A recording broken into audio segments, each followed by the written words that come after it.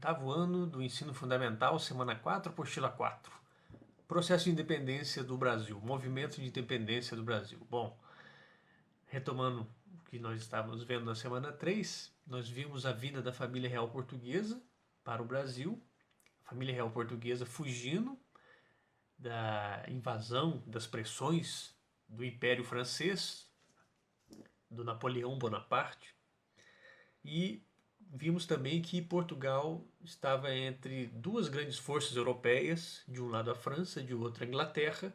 Portugal, portanto, depois de muito enrolar sua decisão, no caso, o rei de Portugal, né, o príncipe regente, que depois se torna rei, Dom João, ele opta por fugir de Portugal com o apoio e proteção da Inglaterra.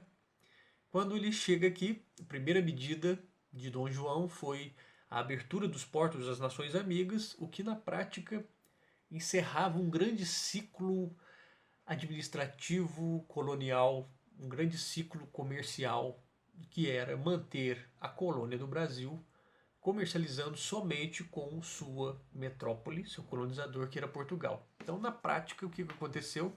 Abriu a economia da colônia do Brasil a nações estrangeiras, principalmente a Inglaterra. Então, nós estamos vendo que a nossa independência já tinha momentos que antecederam ela que vão ser decisivos, porque é o que nós chamamos de inversão colonial. A própria colônia do Brasil já tinha muito mais peso político, econômico, populacional, praticamente de todos os pontos de vista do que o seu colonizador, Portugal. Isso significava uma maior possibilidade das nossas elites regionais, provinciais. Então, é um território muito grande e nós vamos ver em vários pontos desse território da colônia do Brasil negociações diretas entre comerciantes, entre proprietários de terra com grupos estrangeiros, nações estrangeiras. Isso também vai acelerar muito o nosso processo de independência.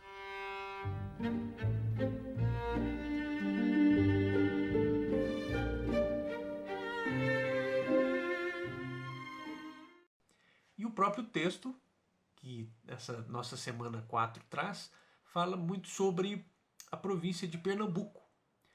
Pernambuco, um grande centro, até hoje tem uma grande disputa no Nordeste, qual é a capital, a metrópole do Nordeste, né? Se é Fortaleza, se é Recife, se é Salvador.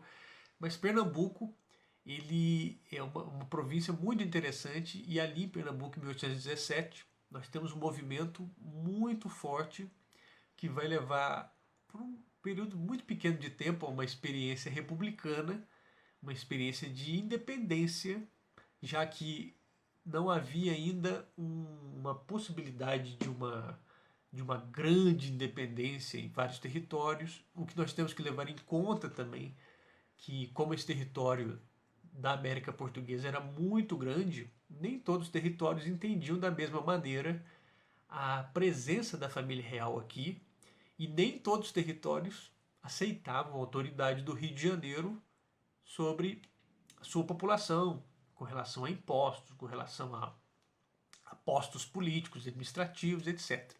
Então, 1817 é um momento importante, porque estoura uma Revolução Pernambucana, né, um movimento muito importante, que vai ter uma breve experiência de independência, que logo em seguida é combatido por tropas do Rio de Janeiro, tropas imperiais, mas que de todo modo já indicava a presença de ideias separatistas, e principalmente de ideias separatistas inspiradas nos ideais republicanos, o que era uma coisa bem mais radical do que simplesmente o que vai vir na nossa independência, que é uma independência, mas mantendo a forma de monarquia.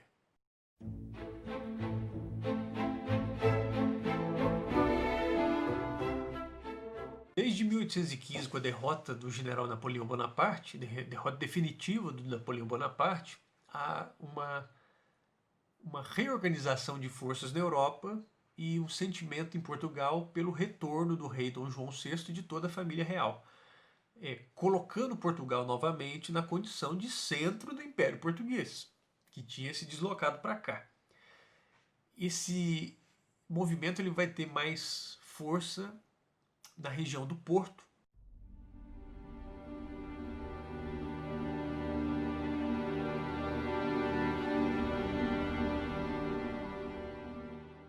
No norte de Portugal. A cidade do Porto e a cidade de Lisboa sempre disputaram esse monopólio, quer dizer, qual é a grande cidade portuguesa.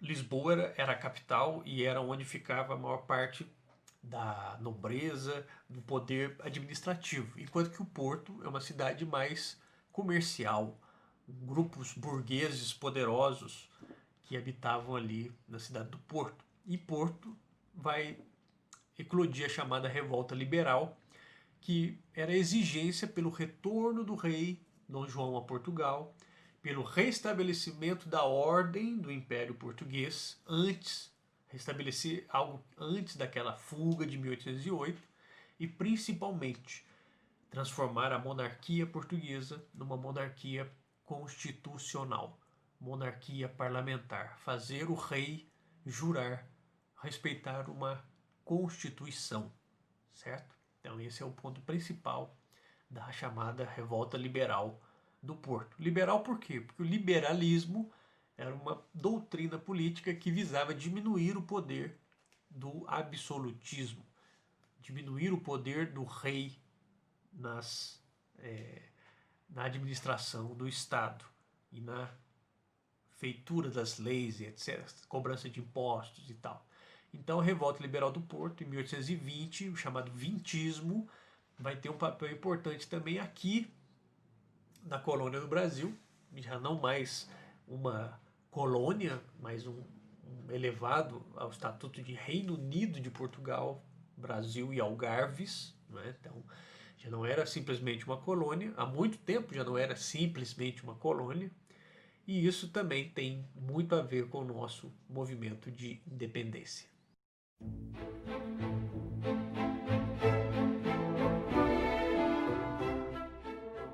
Bom, com essa partida do rei Dom João VI para Portugal, o que nós tínhamos aqui no Brasil? Nós tínhamos boa parte ainda da estrutura administrativa da família real portuguesa, inclusive o filho de Dom João VI, Dom Pedro, e as forças políticas muito divididas.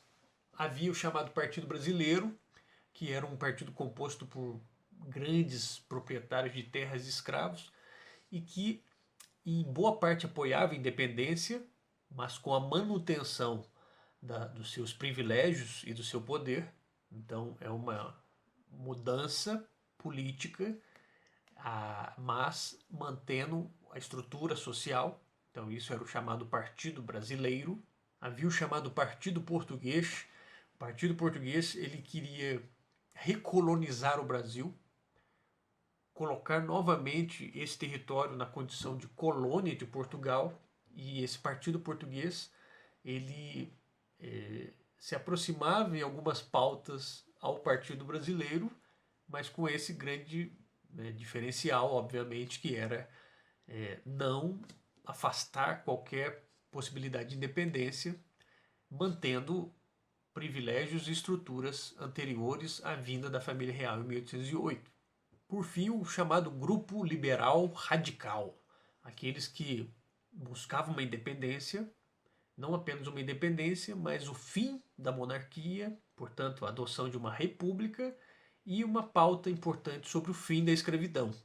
Então os liberais radicais eles vão ter também um papel muito importante no debate sobre essa década de 1820, 1830, ou seja, ao longo de todo o século XIX, mas o fato é que entre esses grupos, a partir de 1820, Partido Brasileiro, Partido Português e os liberais radicais, o Partido Brasileiro vai conseguir construir uma possibilidade de dar independência sem alterar os seus privilégios.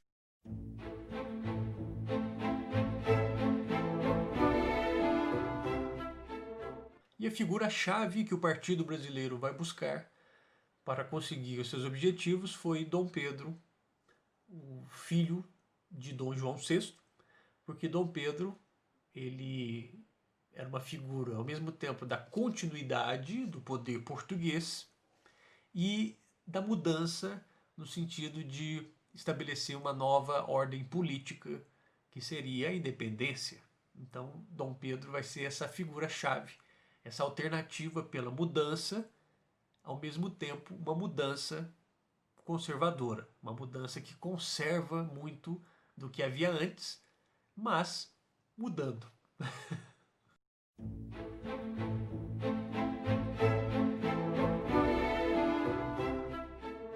Em 9 de janeiro de 1822, ao famoso Dia do Fico, quando Dom Pedro é intimado ao retorno a Portugal, e ele diz que fica, o que atendia aos interesses do Partido Brasileiro e deixava muito furioso o Partido Português e as autoridades lá de Portugal.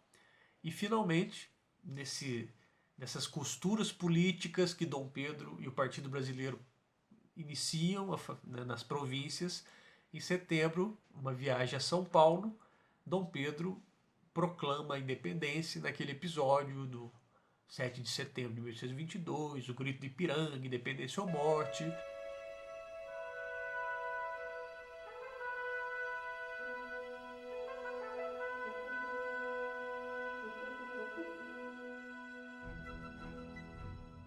Né? Mas de todo modo, importante para nós nesse momento é saber que houve uma independência, houve a separação, mas também uma separação em nome da conservação de muitos poderes e muitas situações sociais que esse partido brasileiro tinha como objetivo manter o seu poder, mudar, mas também manter boa parte dos seus privilégios. E aí, quanto às atividades, eu chamo a atenção para o número 2, que é o famoso quadro do Pedro Américo, o Grito do Ipiranga. E a propósito de atividades é isso, comparar o que alguns historiadores já indicaram, que há uma construção, há uma imaginação histórica que coloca esse momento como algo heróico, com Dom Pedro vestido com uma roupa de gala, como se fosse algo glorioso, esse processo da nossa independência, um marco, né? O Grito de Ipiranga.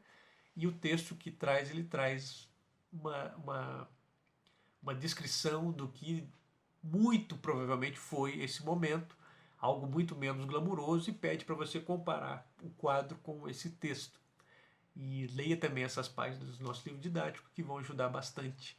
Quem não tiver, eu mando em formato digital o livro, para que você tenha também mais chances e mais possibilidades de leitura, certo? Então, é isso.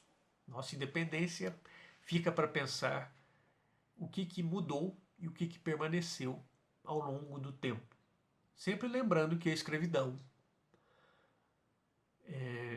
já havia desde 1806, 1807, uma promessa de ingleses sobre o fim da escravidão. Isso vem sendo renovado sempre, mas nunca era cumprido, nunca era combatido, nunca havia um interesse grande das nossas elites, nem das elites portuguesas, em tratar esse assunto com rapidez e mais seriedade. Então, da mesma forma que veio essa independência política em 1822, continuamos com a prática da escravidão neste território. Tá? Fico para pensar essa questão. O que isso ao longo do tempo causou, provocou na sociedade brasileira. Então é isso. Oitavos anos, boas leituras, bons estudos para vocês, tá?